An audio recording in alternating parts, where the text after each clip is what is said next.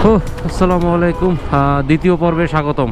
তো আজকে আমরা অনেক দেখি ওই যে বাস গাড়ি আছে তোমার পিছনে চাপাচ্ছে, মামে থাকো একটু। তো আমরা আছি চিটাগাংয়ে আজকে চিটাগাংটা আশেপাশে একটু ঘোরাঘুরি করবো, দেন উইল বি হ্যাঁ বামে না, তারপরে ওই আসতে রে ভাই। তো আজকে চিটাগাংটা ঘোরাঘুরি করবো, একটু ঘোরাঘুরি করে তারপরে আমরা কি আজকে বান্দরবান যাব, থাকবো না কাপ্তাই? ওকে, তাহলে আজকে আমরা রাঙ্গামাটি হয়ে কাপ্তাই হয়ে আসাম বস্তি রোড হয়ে অর্থাৎ লিচু বাগান হয়ে ফেরি পার হয়ে বান্দরবানের দিকে চলে যাবো ইনশাল্লাহ। মোটামুটি আজকে 200 কিলোর মতো রাইড হবে আর কি, পুরোপুরি 200 হবে না, 190-95 এরকম হবে। তো ওই যে আমাদের সাথে একজন কটপরা বাইকার আছে, কটপরা ভদ্র ওই যে দেখতে পাচ্ছি পিছনে, ওই যে এখন যাচ্ছে পতেঙ্গার দিকে আর কি। আরে আল্লাহ, চেঞ্জ হয়ে গেছে। তো এই অবস্থা, এখনো নাস্তা করা হয়নি, আস্তে ব্লং ভেহিকেল।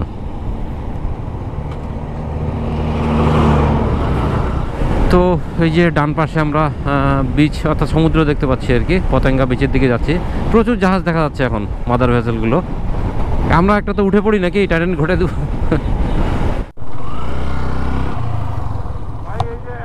এই টানেল, বঙ্গবন্ধু টানেল তাই না, ছিল once upon a time, Karnaphuli tunnel আর কি। আয়তাল কুর্সি পড়ো সবাই, না এমনি বলো আমাকে, আয়তাল কুর্সি পড়ো সবাই। আসসালামু আলাইকুম।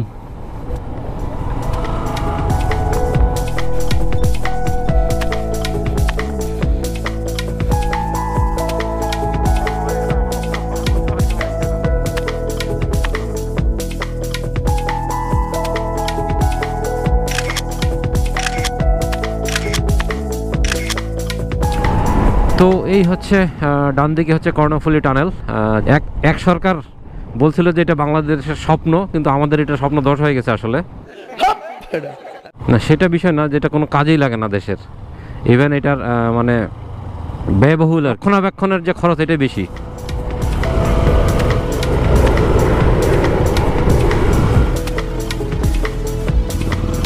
তো এই পতেঙ্গা বিচের ব্যাপারে একটা কথা বলে নেই, সেটা এই যে স্পিড বোটগুলো চলতেছে নাকি, সতর্ক করে দিই সবাইকে। তো স্পিড বোটগুলোতে যখন কেউ উঠবেন সাবধান আর কি, এখানে অনেক ধরনের ঘটনা ঘটে। যেমন আপনার সাথে দরদাম হবে একরকম, পরবর্তীতে টাকার দাবি করবে আরেক রকম, মাছ সমুদ্রে নিয়ে যায় বলবে যে টাকা দেন নাহলে ফেলাই দেবো, এরকম অনেক ঘটনা ঘটে আর কি এখানে। সুতরাং এইসব ব্যাপারে সাবধান থাকেন।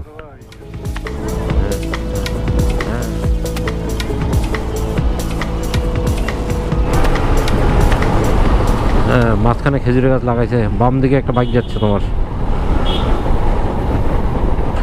হ্যাঁ, রাস্তাটা অনেক সুন্দর করছে, মাঝখানে আবার খেজুরের গাছ লাগাইছে, দেখতে ভালো লাগতেছে।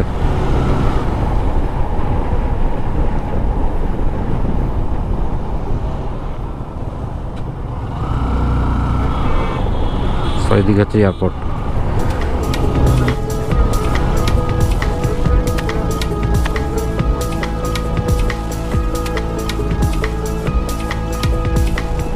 আমার সিরি না তো, আমার হ্যালো গুগল। তো এই ডকইয়ার্ড, ডান দিকে একটা গেট, বাম দিকে একটা গেট। তো আসছি এখানে একজনের সাথে একটু দেখা করতে।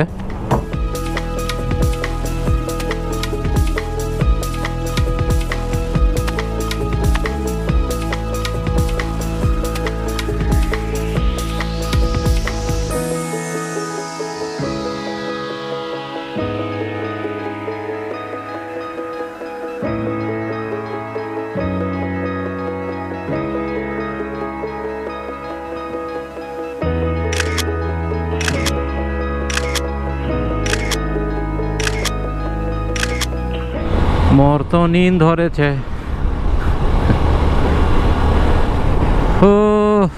Welcome back. তো আমরা এখন বাজে 2:55, মানে 3 অলমোস্ট। এখনও চিটাগাংয়েই লটর পটর করতেছি, চিটাগাংয়েই আসি এখনও। তো যাই হোক, একটা ভালো জিনিস দেখলাম আর কি, এখানে একটা ড্রাই ডকইয়ার্ডে ঢুকছিলাম, দেখলাম বেশ অনেক ভালো জিনিস দেখলাম, অনেক অভিজ্ঞতা হইলো আর কি। না ভিডিও করা নিষেধ, ভিতরে ফটোগ্রাফি করা নিষেধ। তারপরে 2-1টা হয়তো ছবি দিতে পারবো আমি। ডান দিকে গলফ ক্লাব, বাম পাশেরটা হচ্ছে চট্টগ্রাম বোট ক্লাব, আর ডান পাশেরটা হচ্ছে বিমান ঘাঁটি। এই যে চিটাগং বোট ক্লাব, এটা কিন্তু সেই পরিমণির বোট ক্লাব না, না না, এই যে বিমান ঘাঁটি। সাইড দেবে না, থাপড়াই দেবে আগে। হ্যাঁ, এগুলো টেসলা প্রো।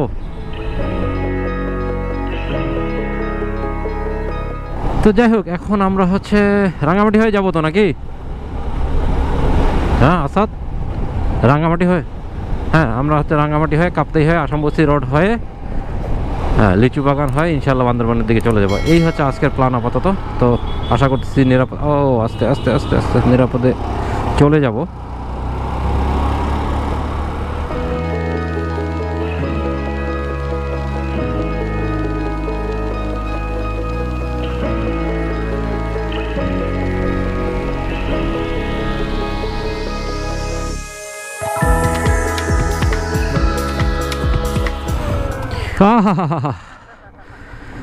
তো এই হচ্ছে অবস্থা, আমরা ভাটিয়ারি রোডে অলরেডি ঢুকে গেছি। দিক দিয়ে হাটহাজারি, রাউজান হয়ে রাঙামাটি চলে যাবো। এই হচ্ছে ভাটিয়ারি লেক, অনেক সুন্দর। এই ভাটিয়ারির রাস্তাটা মানে অনেক সুন্দর, দুই পাশের ভিউগুলো জাস্ট অসাম।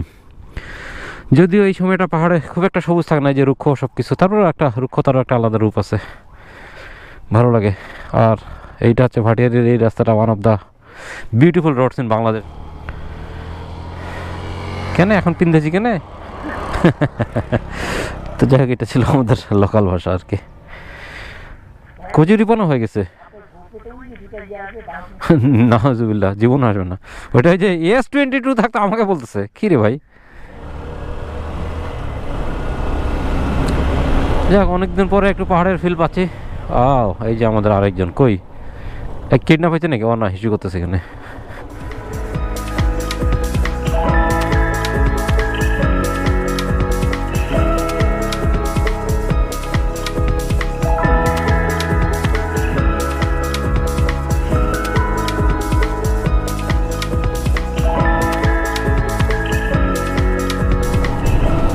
ডানে যাইও না,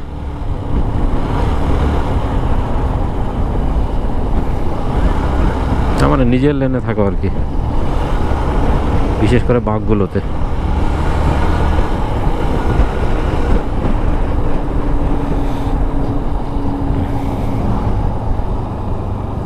সামনে বাঁশ আছে, বাঁশ। সামনে বাস নাই, বাঁশ আছে।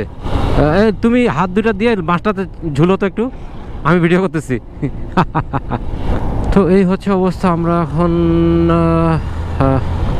অর্থাৎ ভাটিয়ারির, হাটহাজারি, রাউজান হয়ে, বেতবুনিয়া হয়ে এখন রাঙামাটির দিকে যাচ্ছি।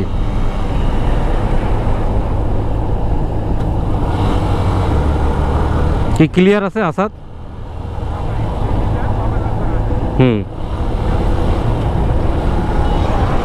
যাবো,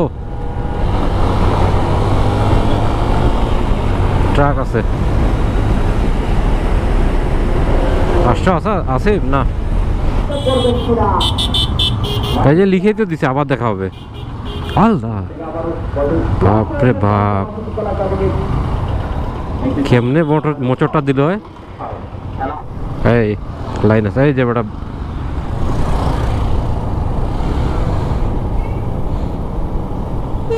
তো কেউ যদি আর কি সুইসাইড করতে চায়, সুইসাইড করার উপায় না খুঁজে পায় যে কীভাবে সুইসাইড করবো আমি, তাহলে আপনি পাহাড়ি রাস্তা আসবেন আর উল্টা লেনে যাবেন, ডান দিকে চলে যাবেন, বাকি কাজ ওরাই করে দেবে। সো হ্যাঁ, তো পাহাড়ি রাস্তা আসলে চালালে সবসময় নিজের লেনে থাকতে হবে, নাহলে বিপদ সামনে। কি লেখা আছে এখানে? সাবধান, এইবার বুঝতে পারছি।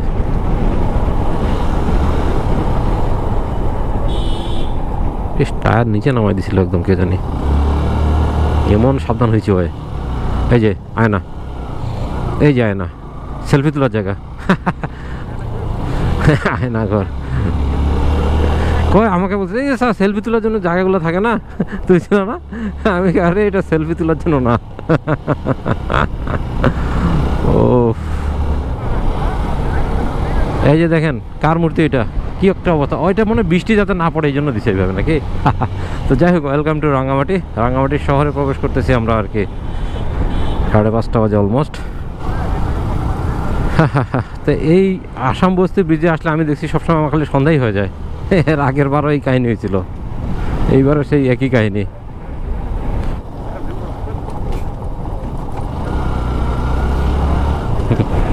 ক্লিয়ার, একদম ক্লিয়ার। ওকে, ওয়াও, একটু বামে রাখো বাইকগুলো। সো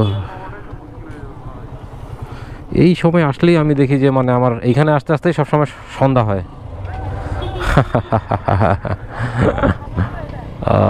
এইখানে লিখে আছে I love Rangamati but I love Bangladesh. উফ, এই তো এখানেই তো আনারস আছে।